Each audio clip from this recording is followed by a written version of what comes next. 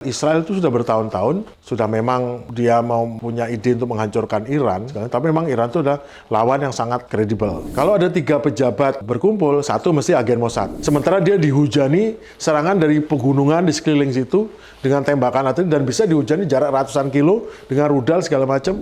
Punya Artes sama Garda Revolusi sama itu aja udah 1 juta. Basisnya itu pasukan cadangan itu bisa 4 juta orang. Dan sudah siap untuk bertempur ala Rusia soal bagaimana dia membantu Houthi, membantu Hezbollah, membantu Hamas. Itu kan memang mereka berjuang untuk membela Palestina.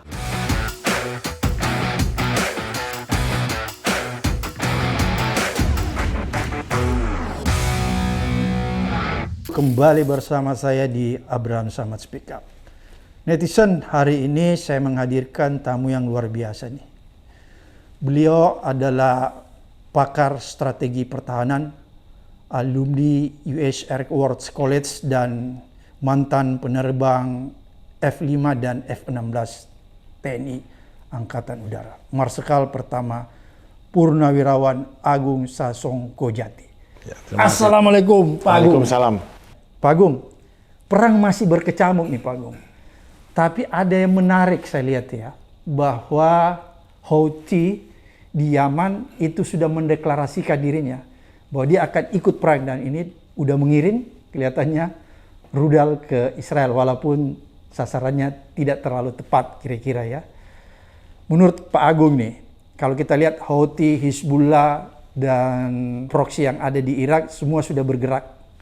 Dan informasi yang kita dapatkan bahwa Amerika Serikat sudah mengirimkan pasukan sekitar 20.000, mungkin 30.000. Apakah pasukan sebesar 20.000, 30.000 itu bisa diidentifikasi bahwa Amerika itu serius untuk melakukan perang darat, atau ini semacam bluffing aja? Jadi yang dilakukan Amerika sekarang adalah koersif diplomasi. Diplomasi dengan tekanan. Namun masalahnya koersifnya dilakukan pada saat yang salah. Oke. Harusnya koersif itu dilakukan pada saat dia masih kuat, masih strong, masih memiliki daya tekan atau daya tawar. Namun prakteknya Amerika dengan klaimnya bahwa mereka berhasil menghancurkan hampir semua apa yang ada di permukaan yang dimiliki oleh Iran, yaitu alat pertahanannya baik darat, laut, udara. Menurut mereka adalah target yang sah, bahkan termasuk juga target manusia.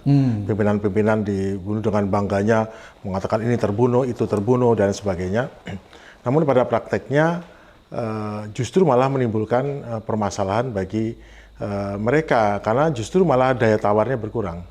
Bargaining position ya. Jadi dalam perang modern atau dari dulu pun, perang itu adalah ataupun konflik antar negara itu adalah tidak hanya militer. Mereka biasanya konflik itu adalah menggunakan instrumen kekuatan nasional. Oke. Yang di dalam pelajaran Amerika, sekolah saya ini. Ya, Pak Agung ini kan sekolah di Amerika kan. Ya, itu adalah instrumennya instrumen diplomasi, informasional, militer, dan ekonomi. Dan militer hanya salah satu. Dan seperti kata Clausewitz bahwa kekuatan militer adalah kelanjutan daripada diplomasi yang tertunda ataupun yang tidak dari keputusan politik negara. Sesungguhnya Amerika pada saat sebelum perang ini pada kondisi yang sangat powerful dan sudah bisa menentukan Iran. Bayangkan, dia secara diplomasi dia kuat, banyak negara mendukung dia, sedikit negara mendukung Iran, banyak negara ikut memberi sanksi pada Iran. Secara informasional, wah kuat sekali. Pokoknya Amerika di pihak yang baik, membantu orang-orang yang tertindas di Iran, rezim yang jahat. Secara militer udah jelas kuat, udahlah. Dan secara ekonomi, oh jelas yang dia memberikan sanksi. Iran itu boleh menjual minyak sehari itu 1,1 juta barrel dengan harga $47 karena itu diskon. Dijual kepada mana-mana, diskon dia boleh, jadi dia nggak boleh dapat duit lebih dari itu. Tapi dengan itu pun Iran baik-baik saja, dia bisa jalan normal sebagai negara. Dan mereka sudah mengadakan dengan segala macam dramanya itu berhasil menekan Iran pada perundingan ketiga di Jenewa, bahwa Iran setuju bahwa nuklirnya semua bahan baku nuklir itu diluruhkan, dimusnahkan atau diberikan ke Rusia atau kemana. Kedua, bersedia diperiksa oleh orang Amerika, tidak hanya IAEA, tapi orang Amerika langsung. Itu berarti sudah seperti kalah gitu lah. Tapi hanya dengan alasan dibuka sanksinya. Hanya itu saja. Dan mana perundingan lain soal mungkin rezim segala macam itu bisa diatur lah. Tetapi ternyata Israel yang sangat keberatan dengan apapun hasilnya, itu memutuskan menyerang dan Amerika memutuskan nimbrung.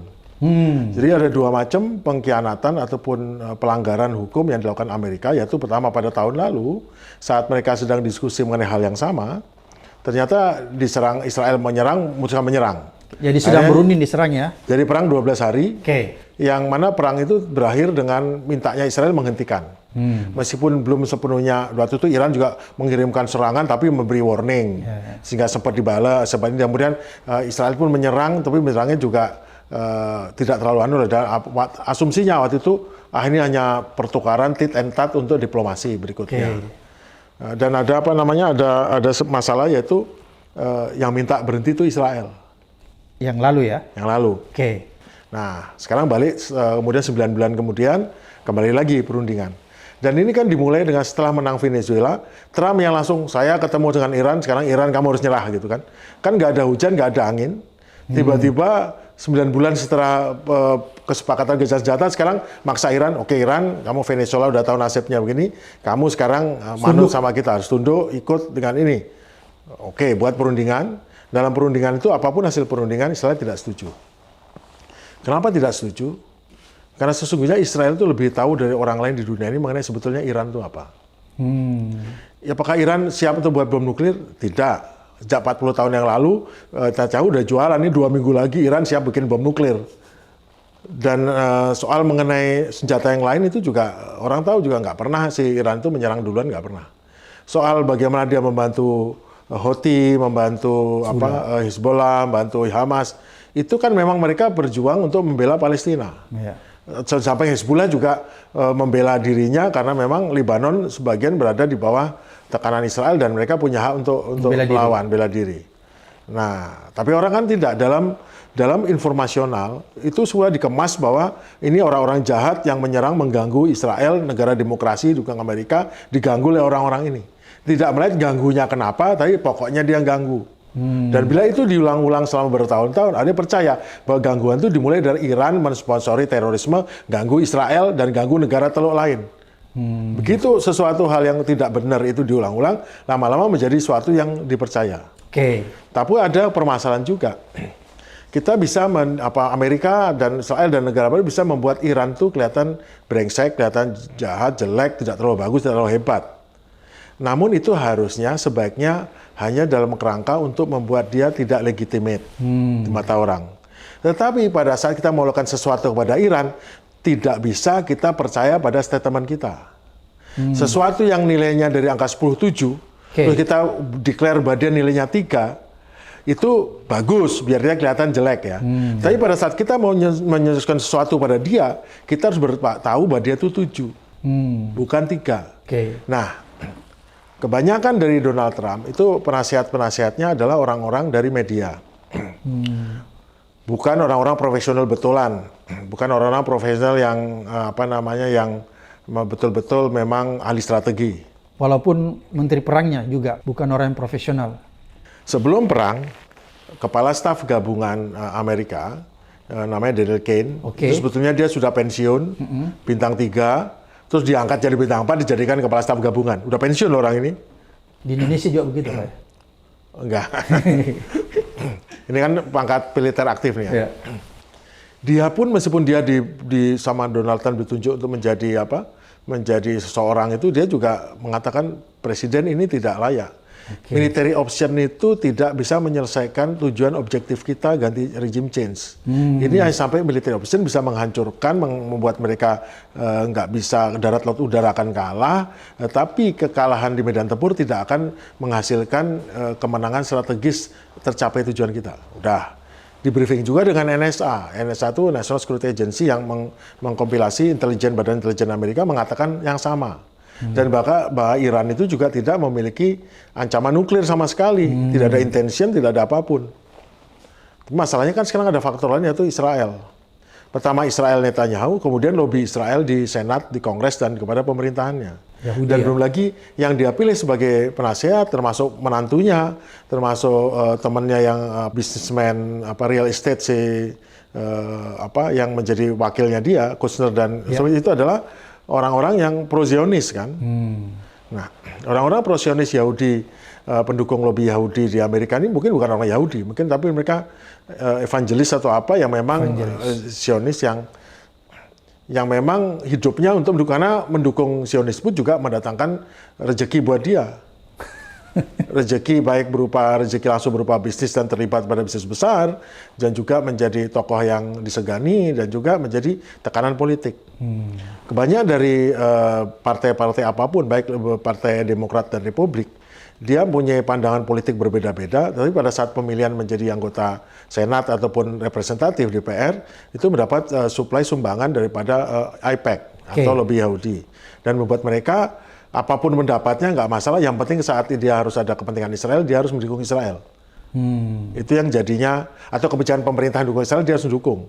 Jadi sangat itu dibilang korup juga, sistemnya memungkinkan seperti itu, tapi yang jelas sepertinya seperti itu. Nah sekarang balik ke Donald Trump. Pak Agung, tunggu dulu. Tadi Pak Agung menyinggung-nyinggung tentang regime change kan, bahwa sebenarnya tujuan Amerika itu juga salah satunya itu kan. Jadi walaupun kalau kita lihat mungkin masalah isu nuklir itu tidak bisa dia buktikan, tapi mungkin dia lebih fokus kepada regime change. Harus menjatuhkan dulu rejim di Iran agar supaya dia lebih leluasa mengontrol dan bermanuver di Iran untuk menguasai minyak Iran. Kira-kira seperti itu. Jadi bukan semata-mata karena nuklir. Enggak juga, karena sebetulnya kan menguasai minyak Iran itu kan suatu hal yang lain ya, karena pada akhirnya juga kan tetap bagi hasil kan. Prakteknya sebetulnya operasional minyak di Iran itu tetap orang-orang Amerika yang running, karena kan peralatannya itu tetap jalan, tetap menghasilkan 7 juta barel sehari bisa memproduksi, itu kan semua peralatan Amerika semua. Jadi prakteknya meskipun itu setelah ini pada akhirnya ada bagian daripada uang itu yang masuk ke Amerika. Dan terawat betul, karena memang nggak ada masalah. Jadi memang nasionalisasi ya, tapi tetap ada bagian-bagian daripada itu yang masuk ke ini. Memang ada denda masa lalu seperti zaman revolusi Khomeini di mana ditahan. Tetapi kan sebagai negara yang rasional, Amerika itu ngerti. Dan alasan regime change itu adalah memang mereka mengatakan ini rejim ini anti Amerika, yang tiap Jumatan bilang pergi matilah Amerika, matilah Israel. Tapi kan itu hanya semboyan kata-kata yang nggak bermakna apa-apa kalau itu nggak ada tindakan yang memang dilakukan. Tetapi bagi orang-orang yang memang mencari, kembali lagi, banyak orang media yang menjadi pembantunya Trump.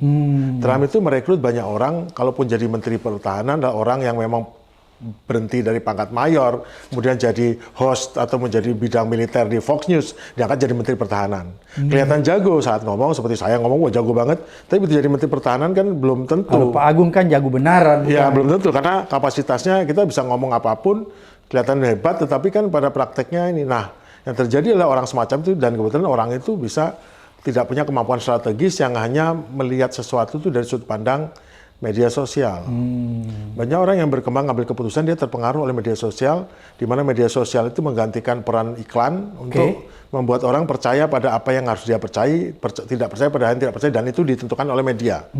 Sehingga kalau dia percaya Iran itu lemah, padahal dia pendudukan Menteri Pertahanan, dia menghitung Iran itu sebagai nilainya 3, padahal 7, salah besar. Padahal semua penasihatnya, militernya, National Security mengatakan Iran itu 7 Pak powernya. Kalau kita menyerang dia, kita harus punya 14, kita cuma punya 9, kita nggak bisa. Oh enggak, di mata dia cuma 3. Ini orang Israel bilang dia bisa menemukan.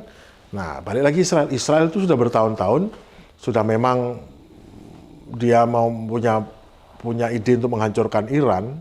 Pertama karena betul Iran itu adalah pendukung dan segala, tapi memang Iran itu adalah lawan yang sangat kredibel.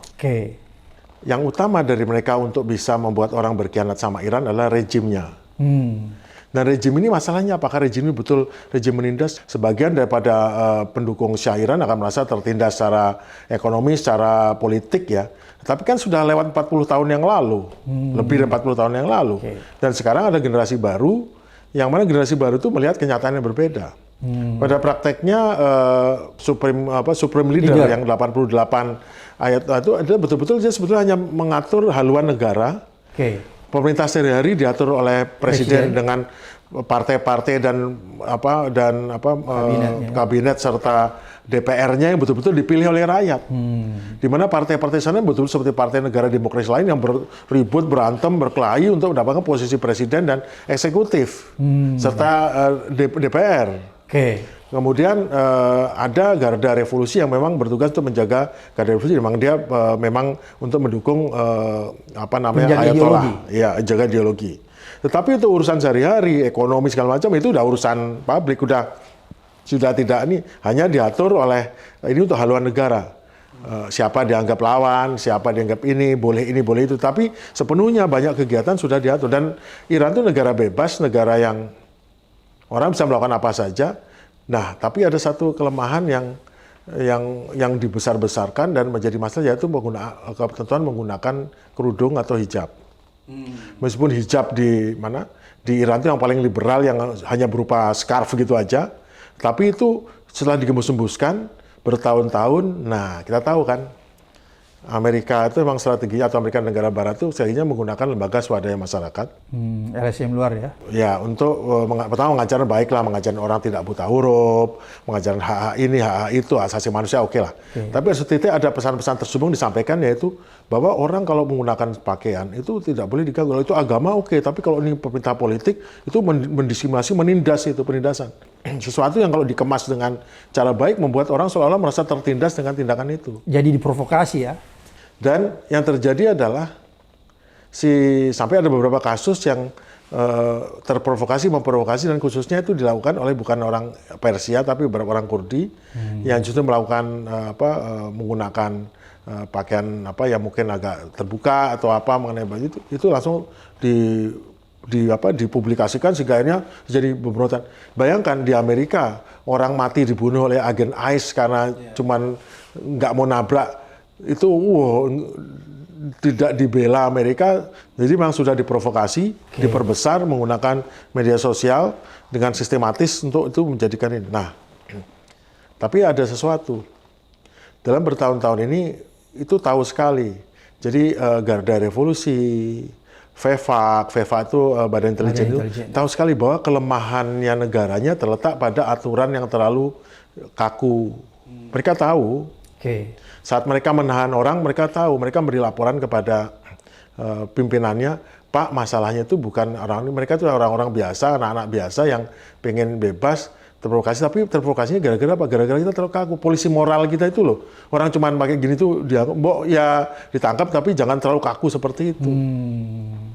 Dan akhirnya sampai polisi moral itu ditarik, dan beberapa pemerintah ini sudah sepakat nanti kalau kita JCPOA kedua bahwa perjanjian nuklir nanti kita akan merilis sesuatu yang membuat Israel tidak bisa menyerang kita lagi, yaitu apa? Akan meniru jalur Indonesia dan Malaysia mengenai penggunaan hijab. Karena mereka udah survei bahwa kalau penggunaan hijab ini tidak terlalu ditekankan, tetap orang di kampung itu pakai hijab kalau keluar. Yang paling paling anak-anak muda di kota itu pun juga paling kalau acara resmi dia pasti pakai, dan itu nggak ada masalah selama ini gitu. Dan nanti kalau ditangkapnya nggak ditangkap, tapi nanti dikirim surat panggilan datang ke kantor polisi atau apa untuk pelanggaran seperti itu. Dan itu udah sepakat itu. Nah, ini lebih menakutkan daripada rudal nuklir, lebih menakutkan daripada rudal balistik atau nuklir. Oke, tadi sekilas Pak Agung menyinggung tentang Donald Trump ini. Profil Donald Trump ini kan agak beda dengan pemimpin-pemimpin Amerika sebelumnya. Salah satunya tadi Pak Agung katakan bahwa dia memilih kabinetnya atau orang dekatnya itu adalah orang-orang yang mungkin disorot oleh media ya gitu ya, walaupun sebenarnya dari segi kualifikasi orang itu belum memenuhi kualifikasi. Salah satu contohnya Menteri Pertahanan, Menteri Perang ya kalau di sana dikatakan. Menurut Pak Agung nih, apakah dengan cara Trump memilih orang-orang dekatnya atau profil orang-orang kabinetnya yang seperti tadi saya katakan ini menjadi salah satu faktor utama sehingga Amerika saat ini melakukan langkah-langkah yang kontraproduktif.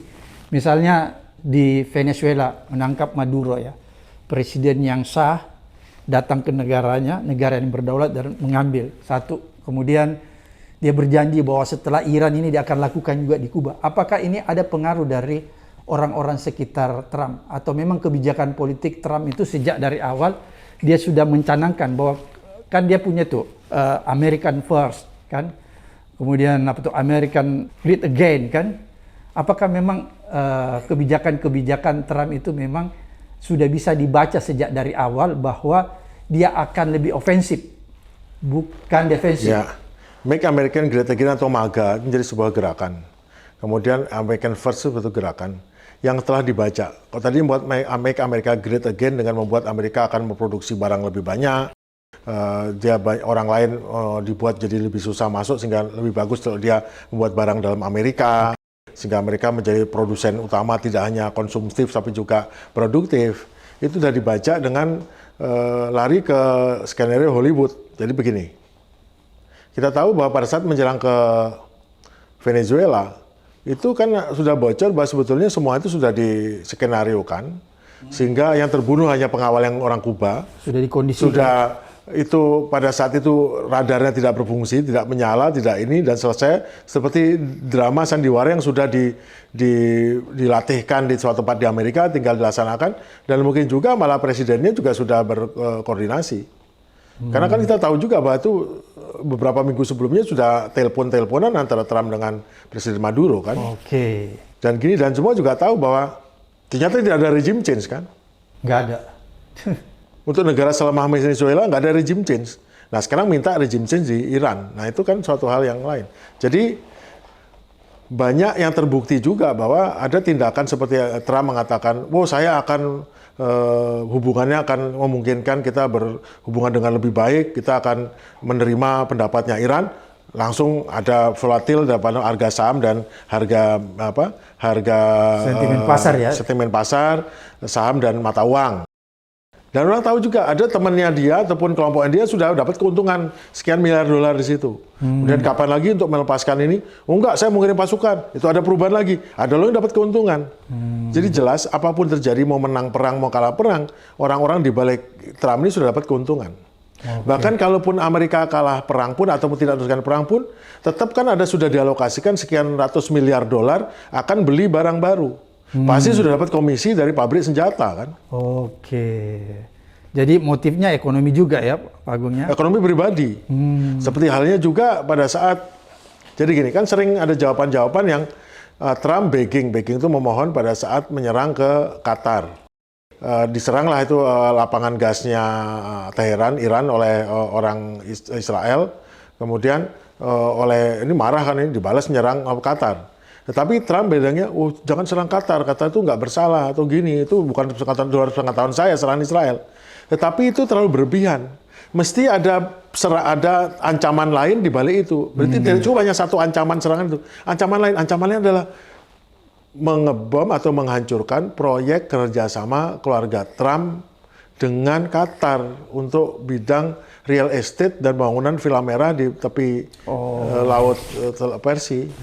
Seharga 5 miliar dolar. Oke. Tapi karena nggak disampaikan hanya di bawah ini, kelihatannya kan berlebihan. Kalau cuma untuk ini cukup bilang nggak perlu begging. Nah, begging itu ada. Jadi Teheran ini atau Iran ini menggunakan ancaman yang kelihatan di media sama ancaman yang nggak kelihatan di media. Makanya banyak responnya itu kok responnya kelihatan dua respon dari setiap negara-negara ini. Kenapa ada ancaman di atas, ancaman di bawah? Betul banyak mata-mata Israel di Iran. Sampai ada gium bahwa kalau ada 3 pejabat berkumpul, satu mesti agen Mossad. Mungkin agen yang dia tahu sebagai agen, atau mungkin agen secara tidak sengaja atau tidak tahu. Banyak juga korban di pihak pejabat ini. Korban karena saya yakin bahwa mereka bukan hanya karena diikuti ada yang berkhianat, tapi mereka sudah menggunakan peralatan ataupun yang sudah disusupi atau sudah tercemar oleh peralatan Mossad sehingga tahu dia di mana. Karena mainnya kan sekarang bom pintar. Okay. Dan bom pintar yang digunakan itu bom yang tidak terlalu besar, yang hanya mungkin 200 kg atau 150 gram, itu kecil untuk ukuran bom, yang betul-betul jatuh di tempat orang itu berada dan orang itu bisa meninggal. Okay. Jadi kayaknya ada semacam peralatan yang membuat dia rawan lah oleh serangan itu. Nah, balik lagi ke Iran. Iran itu sebaliknya dia juga punya mata-mata di Israel, tapi dia juga seperti Israel di negerinya, dia punya mata-mata di seluruh negara Teluk. Jadi mau sembunyi di mana, mau orang Amerikanya nggak tinggal di pangkalan tapi tinggal di hotel, dia tahu. Itu yang ancaman yang lebih mengerikan. Dia bahkan bisa menggerakkan pemberontakan di dalam situ.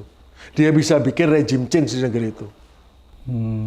Itu jawaban kenapa semua diam, semua tiara, semua oke dua muka, dan mereka cenderung ke nggak berani hubungan Amerika manus ini karena ancaman keduanya yang tidak kelihatan di depan umum. Jadi Iran menggunakan secara terang, dia mengatakan saya akan seram desilanasimu dan ini, tapi secara itu pun ada ancaman lebih mengerikan, yaitu mungkin regime change atau apapun itu yang buat mereka rontok itu pemerintahan masing-masing. Oke, berarti oleh karena itu negara-negara Teluk kalau kita lihat seolah-olah dia bermain dua kaki ya. Walaupun dia diserang sama Iran, walaupun itu yang diserang adalah pangkalan Amerika yang ada di negara Teluk, tapi mereka tidak berani juga langsung melakukan ofensif terhadap Iran ya. Ada dua negara yang sebetulnya diam-diam sebelum perang mengatakan ya udah nggak apa serbu Iran, yaitu Uni Emirat dan Saudi. Tapi Saudi sendiri dia terlalu besar untuk sebagai negara di mana ada kota-kota suci Islam. Mereka juga nggak bisa kelihatan terbuka bahwa dia nggak suka Iran atau takut sama Iran. Nah sekarang yang penting Uni Emirat. Uni Emirat sendiri adalah memang dari semua negara Teluk itu yang paling dekat dengan Israel dia. Mungkin secara ekonomi ya, secara keterkaitan ekonominya. Ya, dia punya hubungan dagang lah. Hubungan dagang khusus yang membuat dia jadi sangat tergantung satu sama lain. Sehingga kehancuran hub Google ataupun hub Amazon di sana merupakan juga masalah bagi Israel, dan Thailand tahu betul. Makanya yang diserang itu sekarang adalah Amazon, Google, hub-hub telekomunikasi ini. Dan juga sebaliknya juga, nah Israel tadi kan memang ingin membuat negara Arab ini kalau nggak kaya nggak ada masalah, tetapi kaya tidak punya kekuatan atau keberanian untuk menentang hegemoni global kapitalisme sebagai hub di Timur Tengah itu agar Israel. Dan kalaupun nggak Israel pun harus di Uni Emirat, karena itu dikuasai oleh Israel ataupun sangat welcome dengan Israel, sehingga berkelidan lah, bisa berkaitan. Dan yang sekali lagi saya balik lagi bahwa Israel itu nyata sangat takut pada Iran, bukan karena soal, tapi Iran pertama potensi luas wilayahnya, sumber daya manusianya, kemudian teknologinya. Pak Agung, ini kan kalau kita lihat nih ya, berita bahwa Amerika itu akan melakukan serangan darat. Kalau kita lihat berita itu, walaupun sebenarnya kalau kita lihat pengerahan pasukannya itu kita tidak bisa kategorikan bahwa itu bisa terjadi serangan darat dengan jumlah yang menurut saya tidak signifikan. 30.000, 40.000 menurut saya kayak tidak masuk akal kalau untuk melakukan serangan darat. Nanti Pak Agung bisa jelaskan. Pertanyaan saya Pak Agung, kalau misalnya Amerika memang ingin melakukan serangan darat, dari mana masuknya? Nah, menurut saya ini kan kayaknya agak susah. Apakah dia mau menerjunkan dari kawasan mana? Kita harus mengakui betapa smartnya orang Iran. Mereka pertama diserbu hancur-hancur habis-habisan, mereka membalas menggunakan rudal jarak sedang yang bisa mencapai semua sasaran di Timur Tengah. Kemudian rudal jelajah dan drone murah yang bisa swarming, bisa diserahkan dengan jumlah banyak, membuat bingung pertahanan lawan. Tapi selain itu, dia bisa menciptakan situasi di mana negara-negara Teluk itu milih, kamu dukung Amerika Israel, atau kamu hancur negaramu. Saya hancurkan desilanasimu, saya hancurkan semua ini, saya hancurkan masa depanmu, kamu nggak bisa punya apa, kamu selama 20 tahun kemudian kamu negara susah. Pilihanmu apa? Hebat. Itu berhasil yang Iran bikinkan dengan balasannya. Pada saat sebelum itu terjadi, Iran negara pariah yang hanya bisa menjual 1,1 juta barel sehari dengan harga $47. Sekarang, setelah sebulan, setelah 3 minggu, Pak, 3 minggu terakhir, Iran setiap hari bisa menjual 1,5 sampai 2 juta barel dengan harga $110.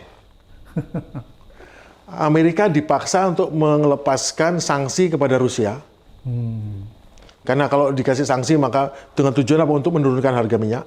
Amerika melepaskan sanksi kepada Iran. Iran sekarang dengan bebasnya mengirim tanker-tanker keluar dari Selat Hormuz lewat Selat El Mandeb, lewat Laut Cina. Tidak di stop sama sekali Amerika untuk menegakkan sanksi seperti kemarin dikejar-kejar sampai dari mulai Venezuela dikejar sampai Eropa itu kan. Sekarang dilepas semua itu. Dibiarkan jual. Kenapa? Untuk menurunkan harga minyak. Amerika desperate untuk menurunkan harga minyak dengan segala cara. memohon begging tapi jangan terlalu memalukan, itu yang terjadi. Nah, sekarang mengenai perang ini, mengenai perang darat. Dia ada 50.000 pasukan, tapi sebagian pasukan itu orang pendukung. Merunning pangkalan, logistik. Yang dibuat pasukan beneran mungkin 20.000. Bahkan siap tempur itu cuma marinir sejumlah 3.000, 4.000 dan divisi 82 airborne ini itu jumlahnya baru 1.000 per 2.000, 4.000. Nah, apakah ini namanya koersif diplomasi? Mencoba untuk mengulur waktu. Mudah-mudahan dalam mengulur waktu itu tiba-tiba Iran kehabisan. Di pertama, kamu 48 jam, sampai 48 jam ditambah 5 jam, 5 hari. 5 hari tambah 10 hari. Ini untuk persiapan serangan. Kalau itu persiapan serangan, berarti sekarang sudah ada pengerahan pasukan dari Amerika dengan pesawat sipil, jumlahnya ratusan ribu orang berangkat ke Timur Tengah. Pasti ada pengiriman kapal-kapal pengangkut yang bawa ratusan atau ribuan tank. Pasti ada kapal-kapal pengangkut yang mengangkut artileri Medan. Di mana itu? Nggak ada. Nggak ada. Ya. Nah, kalau nggak ada, terus dia mau apa? Berarti mau nih, oke lah, mungkin membuat sesuatu, mungkin kalau jahatnya dibilang ingin membuat suatu kejutan, merebut pulau kecil atau pulau Kark atau pulau Abu Musa. Nah, kalau pulau Kark itu adalah pulau yang memang merupakan instalasi pengisian bahan bakar. Ya. Tetapi kalau menguasai itu juga mau apa? Wong itu kerannya di daratan. Kerannya itu bukan ini, keran hanya untuk ngocorin. Jadi ada pipa bawah laut di pulau itu karena dalam, langsung untuk ngisi. Jadi tangker-tangker lewat nggak apa-apa. Karena di pinggir pantai kan dangkal. Tetapi kalau dia ini ya tetap tidak menguasai minyak. Minyaknya itu di daratan sana itu dari ladang-ladang minyak dari Abadan itu ditutup, selesai. Sekarang menguasai apa? Abu Musa atau Bandar Abbas. Kalau Bandar Abbas, untuk menguasai kota Bandar Abbas yang berpenduduk 800.000 orang, satu-satunya tempat yang cukup lega untuk itu, dengan mereka punya masalah. Mereka harus minimal 40.000 pasukan. 40.000 pasukan itu ada di situ, yang setiap hari untuk 40.000 pasukan itu membutuhkan sekitar hampir 700 tank, kemudian dukungan macam-macam, dan untuk bahan bakar saja sehari harus 45 tangki besar GP8. GP8 itu bahan bakar, semua menggunakan bahan bakar pesawat. GP8 namanya, Aftur. Ya. Minumnya belum lagi kalau desanya dihancurkan. Terus ngasih makan penduduknya. Kalau dia menduduki, dia harus ngasih makan penduduknya, ngasih makan ini. Terus gimana dia? Sementara dia dihujani serangan dari pegunungan di sekeliling situ dengan tembakan artileri dan bisa dihujani jarak ratusan kilo dengan rudal segala macam. Dia harus bawa Patriot, bawa TAT melindungi, dan setiap hari habis miliaran dolar untuk setiap minggu miliaran dolar untuk menangkis serangan ini. Kan saya gara-gara sebetulnya. Oke lah, dia menaklukkan Pulau Kark. Pulau Kark itu cukup dia ditaklukkan dengan mungkin pasukan marinirnya 3.000 orang. Tetapi untuk menjaga instalasi adalah menggunakan 82nd Brigade Combat Unit daripada 82nd Division Airborne. Kita zona sana. Tapi jumlahnya 2.000, 3.000 orang. Karena nanti pulau seluas 20 km, kalau orangnya sampai 7.000, 8.000 kan terlalu banyak. Sesak. Nanti ngasih makan gimana, ngasih minum biasa, ngasih bahan bakarnya gimana. Karena praktis di sana pun bahan bakarnya mungkin sudah di bumi hanguskan atau tidak bisa kan itu jadi masalah. Jadi sekarang pilihannya apa? Atau punya rencana jahat ini atau rencana kurang baik, yaitu nanti biar ada orang Amerika mati di situ, nanti rakyat Amerika akan setuju mendukung perang lebih lanjut gitu. Nanti tinggal direkayasa, guna orang Iran itu jahat sekali dan segala macam. Sekarang kan sudah banyak beredar, bahkan yang dari orang Indonesia. Bagaimana Iran merekrut tentara 12 tahun. Ya nggak mungkin 12 tahun. Ya. Itu kan propaganda, mau merekrut 12 tahun, nggak mampu mungkin ini. Dia punya Artes sama Garda Revolusi sama itu aja udah 1 juta. Basisnya itu pasukan cadangan itu bisa 4 juta orang. Oke. Dan sudah siap untuk bertempur ala Rusia, ala Ukraina dalam satuan kecil, dalam unit-unit kecil, tim-tim kecil, masing-masing dilengkapi dengan drone FPV, drone kamikaze, kemudian juga dilengkapi dengan anti-tank guided missile, persis seperti unit-unit kecil di Hezbollah di Lebanon. Banyak kan tentara Iran itu juga berlatih di Lebanon untuk mendapatkan keterampilan tempur menghadapi orang dengan barat kan. Jadi kalau menurut Pak Agung, kelihatannya dengan adanya pengerahan pasukan yang tidak terlalu signifikan untuk ukuran penyerangan darat itu tidak masuk akal ya? tidak masuk akal menurut kita hitung-hitungan sebagai militer, apalagi saya lulusan Amerika sana. Tetapi itu masuk akal bagi orang yang melihat rating. Karena Presiden Trump itu kelihatannya dia segala macam kan itu adalah rating dan mungkin terkait dengan mata uang atau terkait dengan apa saham, pasar. Sentimen pasar ya. Sentimen pasar. Jadi dia pelihara sentimen pasar. Sentimen pasar untuk keuntungan orang terdekatnya. Kalau dia ngelola sentimen ini pasti naik, nanti keuntungan ini pasti turun. Kan mau naik mau turun kan bisa diatur keuntungannya. Makanya sama juga dia mengeluarkan pernyataan bahwa sudah ada kontak dengan pihak Iran untuk melakukan perdamaian. Itu sama juga dengan itu namanya adalah taktik perang informasi untuk market sentimen, untuk apa sentimen pasar. Sentimen pasar ya. Jadi dia tidak betul-betul memikirkan kepentingan Amerika. Yang penting adalah bagaimana bisnisnya berjalan. Oke. Kepentingan Amerika kalau sejalan nggak. Jadi gini. Jadi Amerika itu dari dulu sejak selesainya Perang Dunia Kedua, apalagi saat perang dingin, itu mengedepankan ada konsep namanya adalah liberal idealism, liberal internationalism, di mana semua negara di dunia dibuat bahwa kamu lebih bagus kamu bergabung dalam persekutuan besar, persekutuan bangsa-bangsa, persekutuan keuangan, persekutuan perdagangan, persekutuan transportasi. Nanti di situ kamu terakomodir dan kamu dapat suara yang sama. Wah, kelihatan seneng kita dan di dalam dan bantuan USAID segala macam membantu pendidikan kita itu bagus, kita jadi lebih pintar, kita ada sekolah Inpres segala macam, dibantulah bantuan Bank Dunia buat kita pendidikan. Tapi di dalam pendidikan itu disisipi bahwa nanti ditekankan liberalisme untuk idealisme itu bagus. Bahwa kita harus sharing internasional. Jadi jangan bicara soal kepentingan nasional. Jadi yang tadinya negara-negara habis merdeka seperti Indonesia, wah kita kepentingan negara, revolusi, itu dihapus, dieliminir menjadi internasional liberalisme. Liberalisme itu oke. Semua interest, kepentingan bersama gitu. Nah, begitu berjalan, berhasil runtuhlah negara Uni Soviet runtuh, bahkan Cina tertarik ikut ini, bayang lagi perang Vietnam, lagi rame-rame bunuh-bunuhan, orang Cina juga bunuh-bunuhan, ditawarkan sama Henry Kissinger dan Nixon, ini kamu ikut pasar dunia bebas ya, kamu tetap boleh komunis deh, nggak apa-apa. Nggak apa-apa, nggak masalah, kamu nggak harus cabut dukunganmu sama nggak apa-apa. Pokoknya ikut dunia bebas, maulah Cina. Tapi kan itu membuat, jadi di dunia satu ada satu pasar barat memimpin Amerika, satu pasar sosialis memimpin Uni Soviet. Uni Soviet temannya Cina. Jadi semua produksi Cina diserap Uni Soviet, Soviet diserap sama Cina. Jadi balik-balik. Nah begitu diambil Cina masuk ke dunia bebas, berarti kan harganya berdasarkan pasar. Bukan harga dikendalikan oleh blok sosialis. Makanya lama-lama ya rontoklah sosialis yang tadinya sangat kuat, punya pasar sendiri dan punya sedikit, menjadi rontok gara-gara Cina sudah keluar dari sistem itu. Dia nggak bisa beli lagi dengan harga barter atau apa, sesuai dengan kepentingan negara blok sosialis komunis. Tapi Cina udah keluar, jadi harga, dan tentu Cina lebih baik jual ke Amerika dong.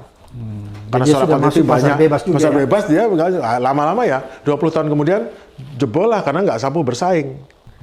Sosialis dengan cara sosialis nggak bisa. Tetapi masalahnya ada bukti. Cina itu ternyata negara sosialis tapi dengan cara kapitalis. Ternyata sukses, sama kayak Yugoslavia. Makanya kenapa Yugoslavia dihancurkan sama Barat? Kenapa?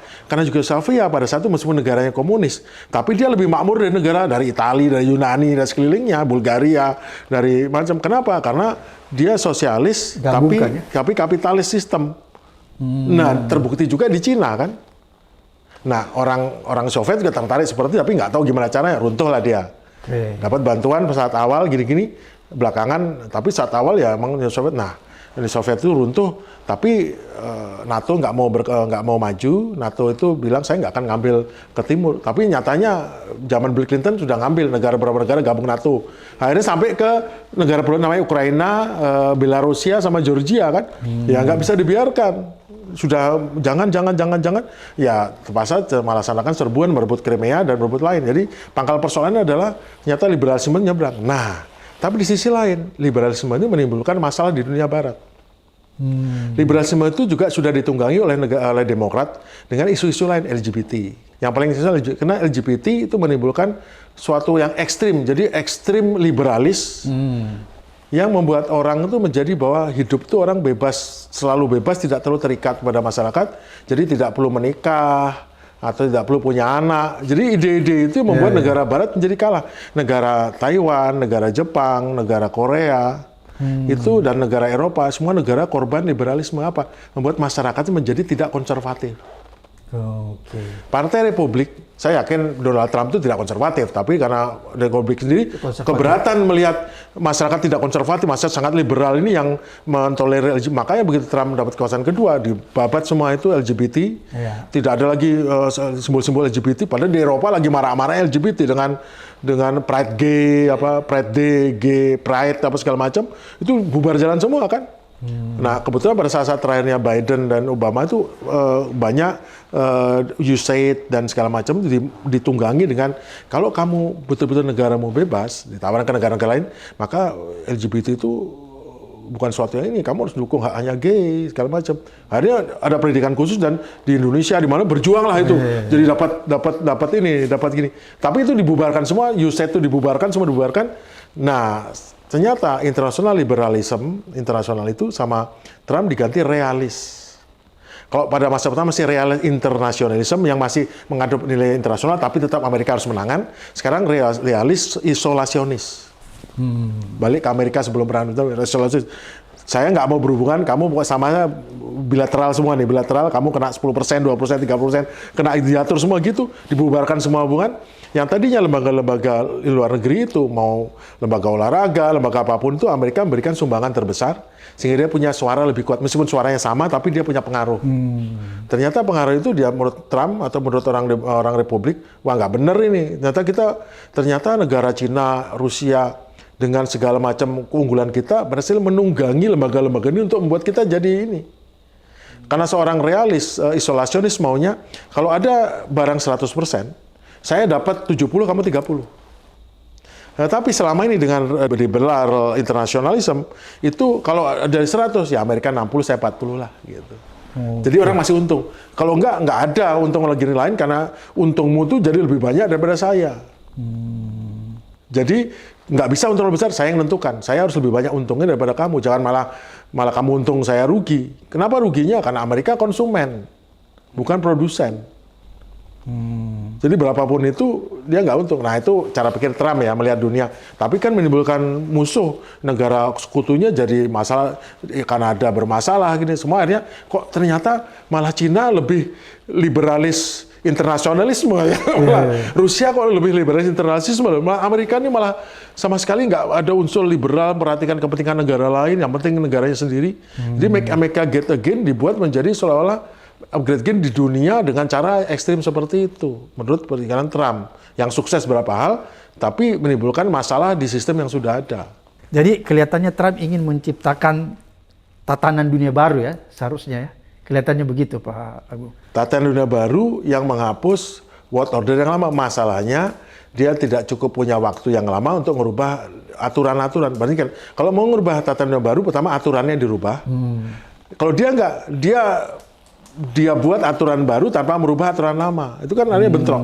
Kita ikut dia terus ini. Makanya pada saat dia nawarkan, ayo bantu saya, nggak ada yang mau. Ikut aturan lama atau ikut aturan baru? Aturan lama itu ada syarat-syaratnya. Aturan baru ikut syarat-syaratnya Trump, nggak mau. Karena Trump kan nggak selamanya ada di situ. Berarti kalau menurut analisis Pak Agung nih, sebagai orang yang pernah mengenyam pendidikan di Air War College di Amerika, dan sebagai penerbang pesawat tempur, hampir dipastikan bahwa Amerika tidak akan melakukan serangan darat. Saya tidak bisa memastikan, tetapi dari segala perhitungan itu adalah suicide, bunuh diri, baik secara bunuh dirinya bukan saja bunuh diri orang yang mati, tapi itu bunuh diri kepada status Amerika sebagai hegemon lama di Timur Tengah. Karena jelas ancamannya dari pihak Teheran yang kelihatannya akan memetuhi omongannya, tidak sekedar omon-omon.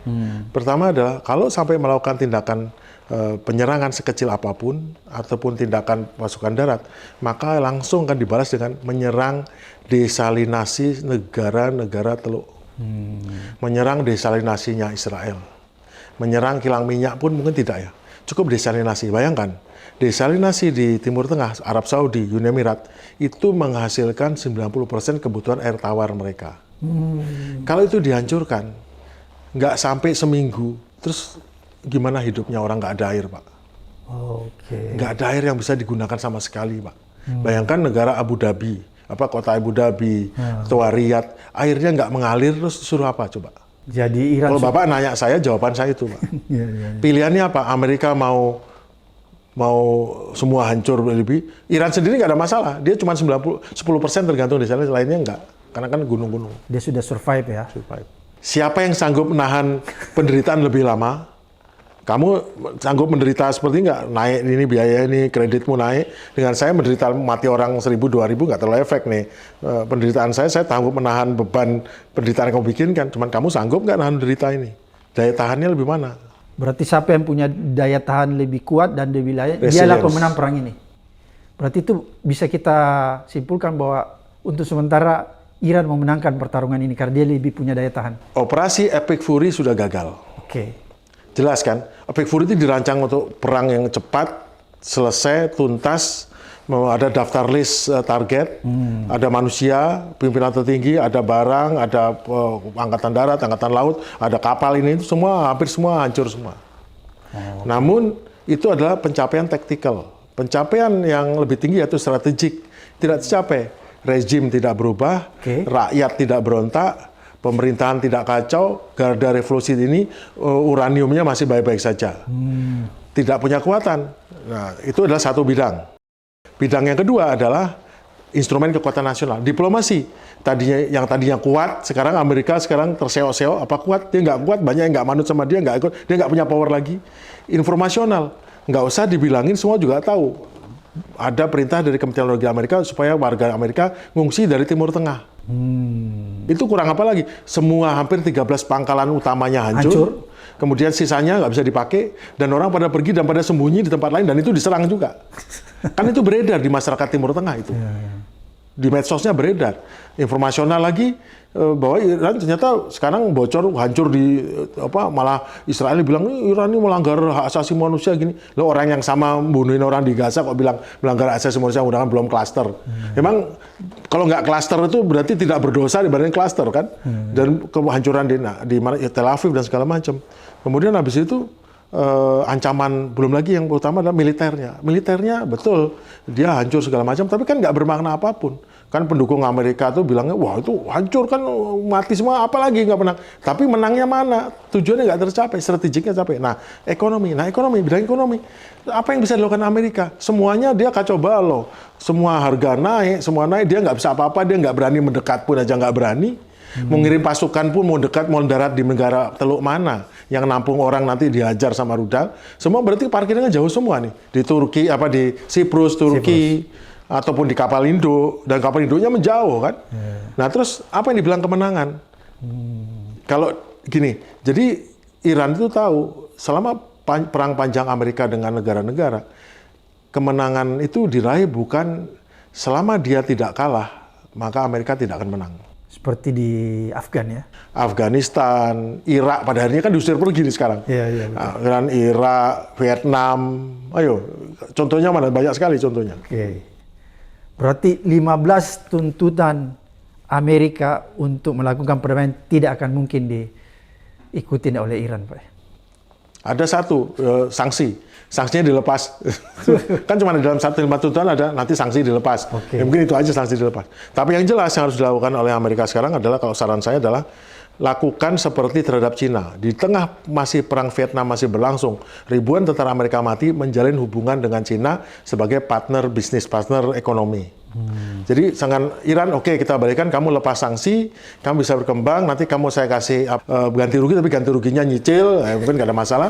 Kemudian nanti kamu statusnya di sana, kamu akan tetap bisa berkembang. Nanti kamu beli pesawat dari saya saja, mungkin gitu aja kan, biar diatur, nggak beli pesawat terlalu hebat.